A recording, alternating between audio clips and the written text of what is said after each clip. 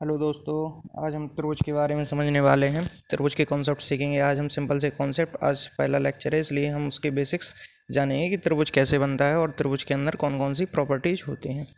तो आइए शुरुआत करते हैं इस वीडियो को। तो सबसे पहले हम समझते हैं, हम सब लोग जानते हैं कि त्रिभुज क्या होता है।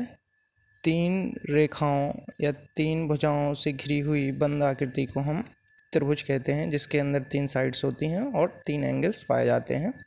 त्रिभुज के जो टाइप्स होते हैं उनकी हम चर्चा आगे करेंगे। पहले सिंपली समझते हैं कि त्रिभुज बनता कैसे है। सबसे पहले हमें त्रिभुज के समझने के लिए हम ट्रांसवर्सल लाइन को समझना पड़ेगा, मतलब पैरेलल लाइंस और ट्रांसवर्सल लाइन को हमें समझना ज़रूरी है, क्योंकि त्रिभुज भी जो होता है वो दो पैरेलल लाइंस के बीच में सिचुएटेड होता है इस तरीके से। तो हम पहले कुछ समांतर रेखाओं के प्रॉपर्टीज़ के बारे में समझते हैं, उसके बाद हम त्रिभुज की प्रॉपर्टीज़ के ऊपर आएंगे।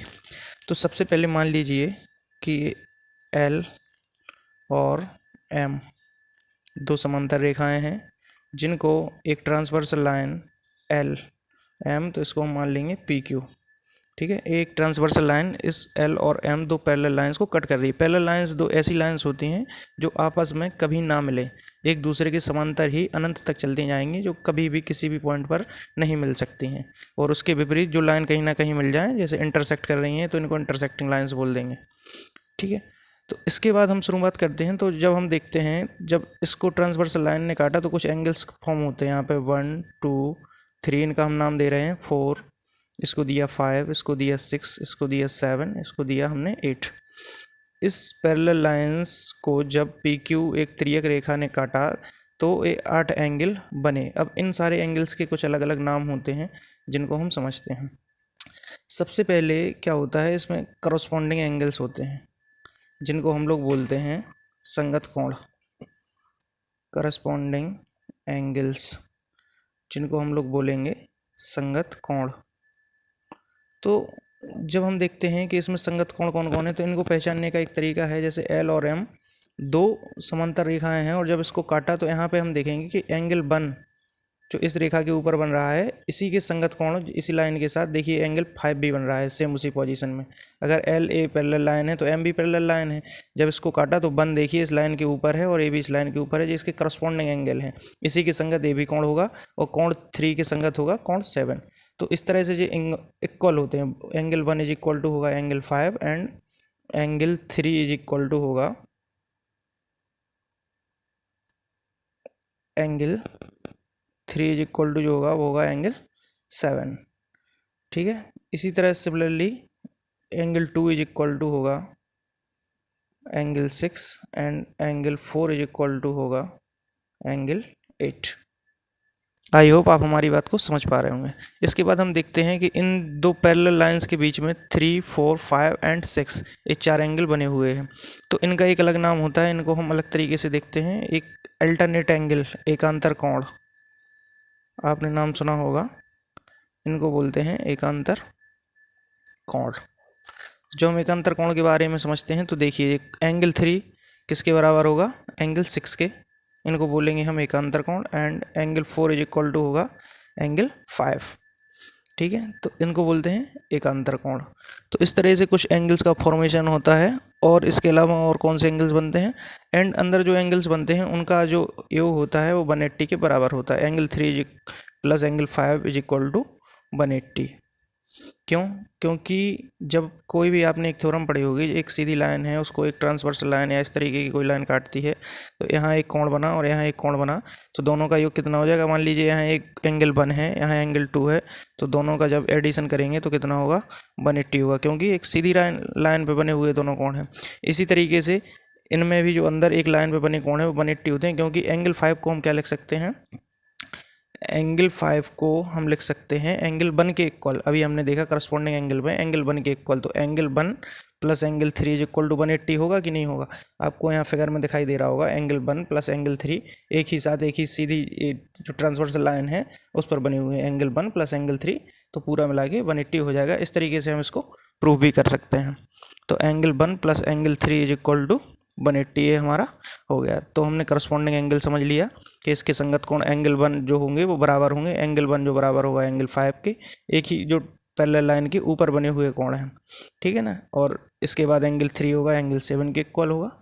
इस तरीके से अल्टरनेट एंगल होता है, करस्पॉन्डिंग सबसे ज़्यादा यूज इन्हीं का होगा, इसलिए अब इनको समझना जरूरी है। अब हम आते हैं ट्रायंगल के ऊपर। जो हमने ट्रायंगल बताया कि ये भी दो पैरेलल लाइंस के बीच में सिचुएटेड होता है। आइए हम सबसे पहले आपने पढ़ा होगा, मान लीजिए ए बी सी एक ट्रायंगल है, तो हमने देखा है कि angle A plus angle B plus angle C is equal to, आपने देखा है कितना होता है, 180 डिग्री होता है कि नहीं। अब बहुत से लोगों को पता नहीं होता कि 180 डिग्री क्यों होता है भाई। और कुछ भी तो हो सकता है, जैसे कोऑर्डिनेटर का, चतुर्भुज का जो चारों कोणों का योग होता है वो 360 डिग्री होता है, एंगल का 180 डिग्री ही क्यों होता है। तो इसका प्रूफ बहुत ही सिंपल सा है। हमने मान लिया कि ये BC को आगे बढ़ाया और इसके पैरेलल यहाँ से एक सीधी लाइन खींची, तो दो पैरेलल लाइंस के बीच में ये सिचुएटेड हो गया हमारा एंगल। अब इसके लिए देखेंगे तो AB एक ट्रांसवर्सल लाइन है, ठीक है। जब एक ट्रांसवर्सल लाइन है तो इसका जो इसके साथ कोण बनेगा एंगल 1, और इस यहाँ पे जी मान लो अगर A एंगल B है, इसका नाम एंगल B ही रख दिया, इसका नाम एंगल A रख दिया, A एंगल C हो गया, ठीक है।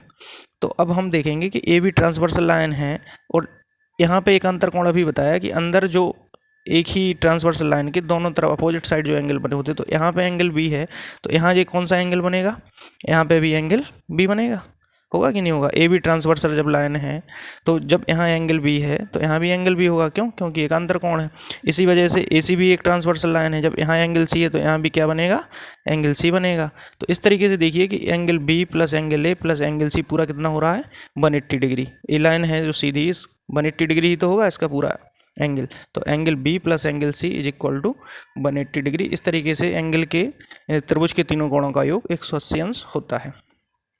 इसके बाद त्रिभुज की जब हम बेसिक समझ लेते हैं कि त्रिभुज के कोणों का योग 180 अंश होता है, तब इसके बाद त्रिभुज के कुछ टाइप्स होते हैं जो कि भुजाओं के आधार पर होते हैं, मतलब on the basis of side, और दूसरा जो होता है कोणों के आधार पर। तो आप सभी ने नाम सुना होगा।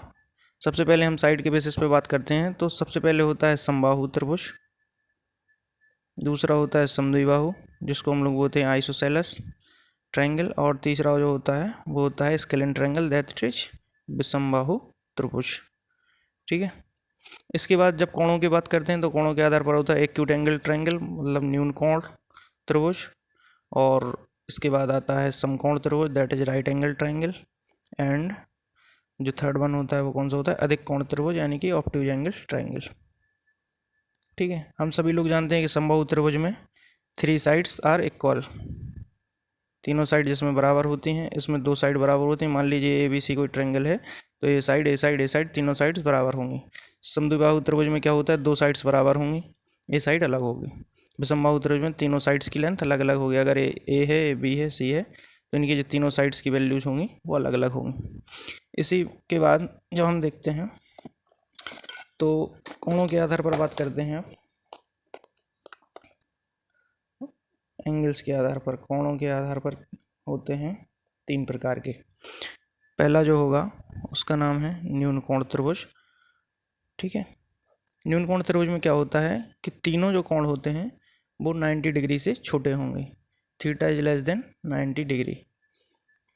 इसके बाद आता है समकोण त्रिभुज, that is right angle triangle, इससे सभी लोग हम परिचित हैं। इनमें एक जो एंगल होता है वो 90 डिग्री होता है। और अधिक कोण त्रिभुज जिसका एक एंगल ही 90 से बड़ा हो जाए तो वो अधिक कोण त्रिभुज बन जाता है। एक एंगल ही मान लीजिए इस तरीके से कुछ, तो ये कौन सा बन गया, ये सीधी लाइन नहीं है, ये कुछ ज़्यादा है, मान लीजिए इसका 100 डिग्री है, जो भी है। तो इस तरीके से theta is greater than 90, then it is called अधिक कोण त्रिभुज, ठीक है। अब कई बार इनका रेशियो देखिए सीधा सीधा हमसे पूछा जाता है कि अगर किसी ट्रायंगल के एंगल, मान लीजिए एक क्वेश्चन हमारे पास आया कि किसी ट्रायंगल के एंगल 3:4:5 3:4:5 के रेशियो में है, तो वो ट्रायंगल कैसा होगा। उन्होंने पूछ लिया न्यून कोण होगा कि अधिक कोण होगा कि समकोण होगा। तो हम इसमें देख के ही बता सकते हैं कि वो कौन सा त्रिभुज होगा। तो उसके लिए सबसे पहले हमको क्या करना है कि जो सबसे बड़ा एंगल है उसको हम रखेंगे, फॉर्मूला जो होता है वो θ3, if θ3 is greater than θ1 plus θ2, तब वो कौन सा होगा, अधिक कोण होगा।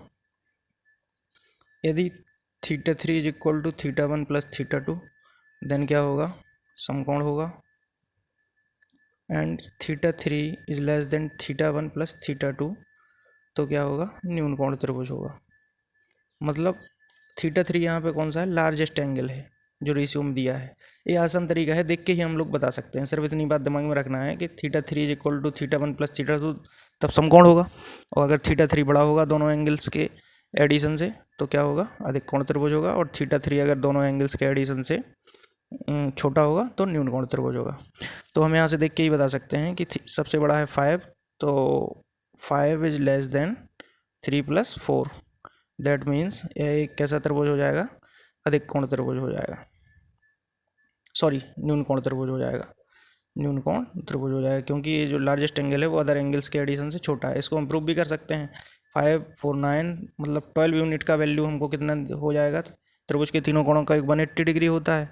रेशियो में दिया है 3:4:5 का रेशियो दिया हुआ है। मतलब इस तरह से अगर कोई ट्रायंगल है तो उसका एक एंगल 3x है, एक एंगल 4x है, एक एंगल 5x है।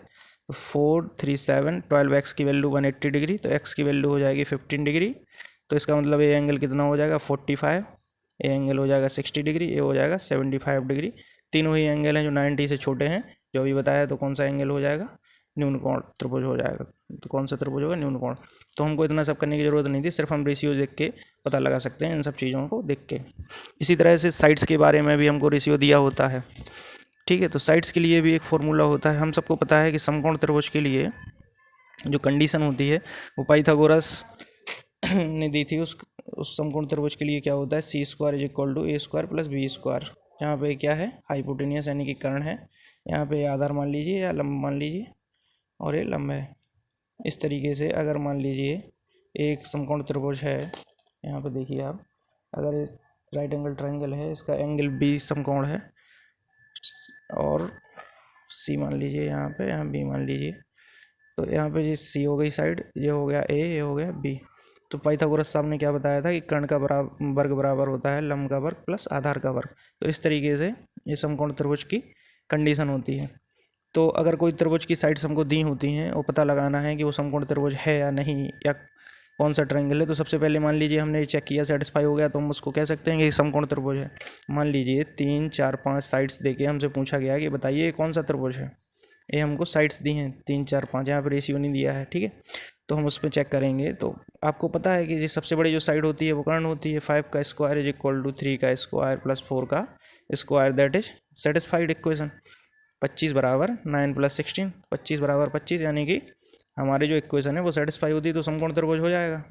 इसके बाद जब हम आगे की बात करते हैं तो आगे क्या होता है, अधिक कोण त्रिभुज के लिए, और अधिक कोण त्रिभुज के लिए क्या कंडीशन होगी, और हमने क्या रह गया, न्यून कोण त्रिभुज के लिए कंडीशन क्या होगी। अगर हमको पता करना है कि न्यून कोण त्रिभुज है, तो अधिक कोण त्रिभुज के लिए जो कंडीशन होती है, यदि c² is greater than a² plus b², then वो अधिक कोण त्रिभुज होगा। एंड न्यून कोण त्रिभुज के लिए कंडीशन क्या होगी, c² is less then a² plus b², जहाँ पे c लार्जेस्ट साइड है। यहीं पे बताया c जब कर्ण है तो इसमें भी लार्जेस्ट साइड है, इनमें भी c क्या होगी, largest side of the triangle. Largest side मतलब सबसे बड़ी भुजा। अगर मान लीजिए कोई त्रिभुज में हमको 7 8 9 या कुछ भी दिया हुआ है, मान लीजिए कि 7 8 9 ट्रायंगल की 3 भुजाएं हमको दी हैं, ठीक है। तो हमको पता करना है कि ट्रायंगल कौन सा है।